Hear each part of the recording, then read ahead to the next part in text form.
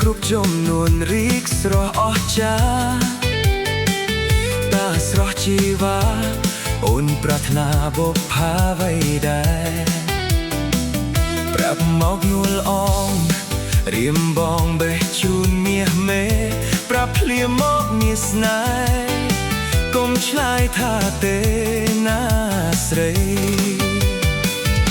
កាអើយអើយផ្កាស្រឡាញ់តែផ្កាចំបៃបើបងស្រឡាញ់ស្រីអញ្ជើញប្រុសថ្លៃបេះឲ្យអូនកុំព្រួយឲ្យសោះមិនថ្មីចាំប្រុសបេះជូននួនល្អរួចហើយរៀមបងសុំសំណងវិញហើយណាស្ងួនចង់បានសំណងអូនសងវិញគ្រប់ចំនួនស្រឡាញ់កាអ្វីស្ងួន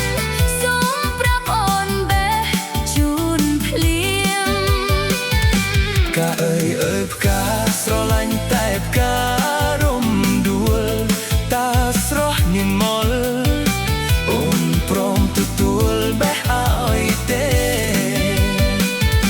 ញញែរំដួលសូមបងទទួលយកទៅថាបចង់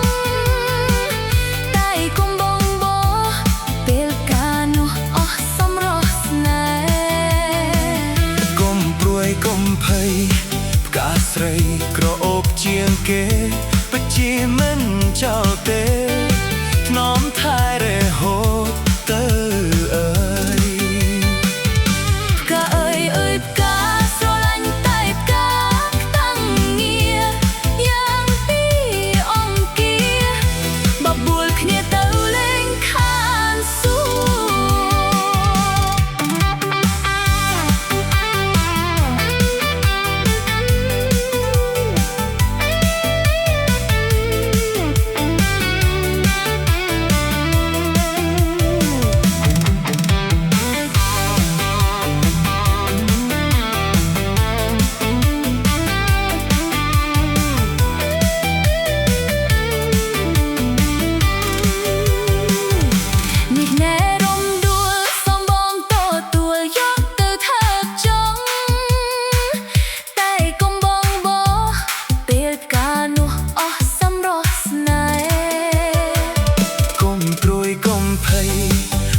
ស្រីក្រអូបជាងគេ